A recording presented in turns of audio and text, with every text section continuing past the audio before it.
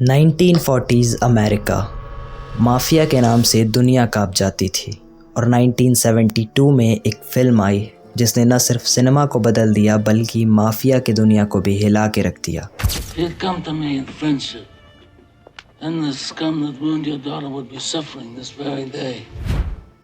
ये फिल्म सिर्फ एक स्टोरी नहीं थी, एक वॉर थी हॉलीवुड और अंडरवर्ल्ड के बीच। एक डायरेक्टर जिसको स्टूडियोज ने रिजेक्ट किया, एक एक्टर जिसको हॉलीवुड भूल चुकी थी और एक स्क्रिप्ट जिसको माफिया सेंसर करना चाहता था।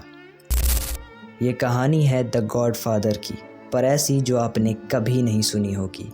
फिल्म के पीछे की असली पॉलिटिक्स, असली स्टोरी। जब द गॉडफादर रिलीज़ हुई, ये सिर्फ एक फिल्म नहीं थी, ये एक इवेंट था। सिनेमा हॉल के बाहर लाइंस ब्लॉक तक जा रही थी। क्रिटिक्स ने इसे एक मास्टरपीस कहा और पब्लिक ने इसे the Bible of crime drama बना दिया। ऑस्कर जीतने वाली पहली mafia film, best picture, best actor, best screen play and so on. And Marlon Brando का वो हिस्टोरिक ऑस्कर रिफ्यूज़ल, ये सब द गॉडफादर को एक लेजेंड बना रहे थे। हर डायलॉग, हर फ्रेम टाइमलेस बन गया। ये फिल्म ने सिर्फ सिनेमा को नहीं बल्कि पॉप कल्चर को शेप किया था।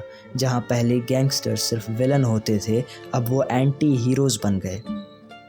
हॉलीवुड के लेजेंड्स ने माना कि अगर सिनेमा एक साम्राज्य होता तो द गॉडफादर उसका ताज होता। एक ऐसी फिल्म जिसके आगे सब झुक गए, डायरेक्टर्स, राइटर्स और खुद गैंगस्टर्स भी।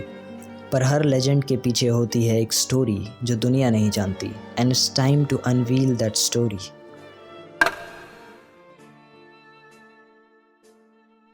इस मूवी की स्टोरी बेस्ड है एक नॉवेल के ऊपर, the Godfather by Mario Puzo. And इस नॉवल के एग्जिस्टेंस में आने की स्टोरी भी उतनी ही इंटरेस्टिंग है जितनी इस मूवी की है। मारियो पुज़ो, जो कि इस नॉवल के राइटर थे, उनके previous novels were a commercial failure, but his last novel the fortunate pilgrim, it had a character जिसका नाम था वीटो कोरलियोन।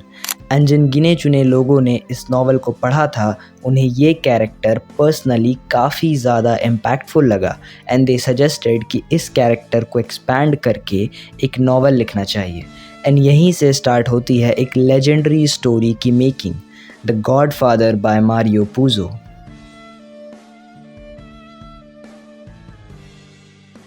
जिस टाइम ये नॉवल बन रही थी, उस टाइम न्यूयॉर्क में एक रियल सीन चल रहा था। कार्लो गैम्बिनो, ये नाम उस टाइम के one of the biggest mafia boss का था, जिसके ऊपर एक इन्वेस्टिगेशन चल रही थी। एंड ये सारी चीज़ें पब्लिक में थी, सारी मीडिया पब्लिक में थी, जिससे पब्लिक के अंदर एक अलग सा ही इंटरेस्ट जाग रहा था अंडरवर्ल्ड एंड माफिया पर्सनल्स की तरफ। मारियो पुज़ो, जो कि इस स्टोरी को लिख रहे थे, स्टोरी में डॉन का कैरेक्टर भी कार्लो गैम्बिनो से ही इंस्पायर्ड था। ही थॉट कि ये बेस्ट टाइम होगा इस स्टोरी को पब्लिश करने का, एंड ही वॉज राइट। 3 साल तक गॉडफादर पे काम करने के बाद जब वो पब्लिश हुई, it was an immediate success. साल आता है 1969। पैरामाउंट पिक्चर्स इस मूवी के राइट्स खरीद लेती है, पर उनके व्यूज़ इस नॉवल के एडॉप्टेशन में क्लियर नहीं थे। पैरामाउंट की पिछली क्राइम फिल्म्स फ्लॉप थी, एंड ऐसे टाइम में गॉडफादर को स्क्रीन पे लाना was a tough thought for them. पर कुछ टाइम बाद ये मूवी फाइनल होती है, but with just a budget of 2-3 million. They even chose the director because he was cheap and he was broke. Francis Ford Coppola, the man who brought life to this film. Imagine the production bought you because you were cheap and you end up directing the most iconic films in their history. असली drama शुरू होता है film के announcement के बाद।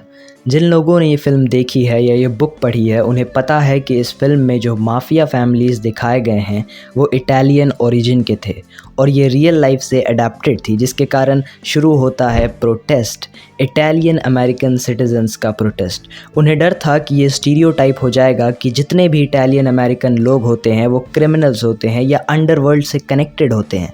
कई सारे Italian American citizens के ऑर्गेनाइजेशंस इन्वॉल्व होते हैं और उस टाइम के कई सारे माफियाज भी इस फिल्म को अपोज करने के लिए सामने आते हैं।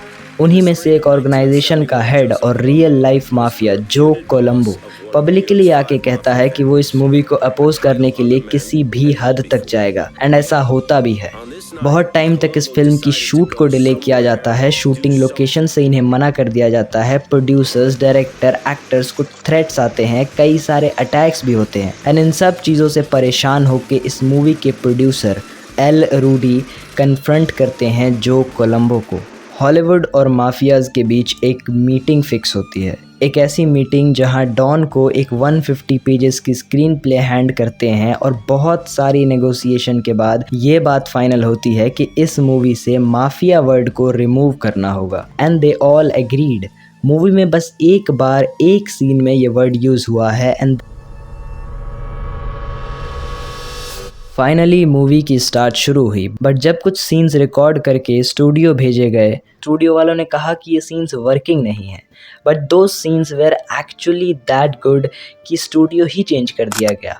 एंड ऐसी बहुत सारी चीज़ें हुई इस मूवी में जो स्टूडियोज़ या प्रोडक्शन के मर्जी के खिलाफ थे। बट इस मूवी के डायरेक्टर ने स्टोरी के एसेंस को मेंटेन करने के लिए हर वो चीज़ की जो उन्हें सही लगी। फिर चाहे मार्लन ब्रांडो को कास्ट करना हो या अल पचिनो को कास्ट करना, जो कि कई लोगों के लिए एक बुरी चॉइस थी। फिर चाहे न्यूयॉर्क लिटिल इटली में शूट करना हो, जो कि प्रोडक्शन के बजट के बाहर था। And everything, he did everything to maintain the essence of the movie.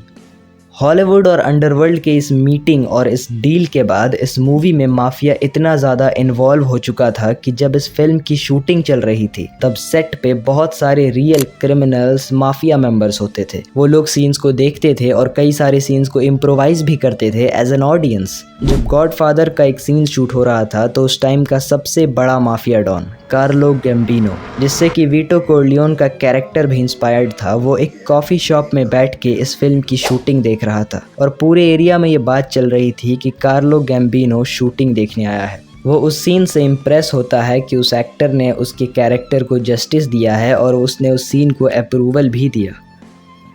Movie की स्टार्ट एक आइकॉनिक वेडिंग सीन से होती है, एक 27 मिनट लंबा चलने वाला वेडिंग सीन।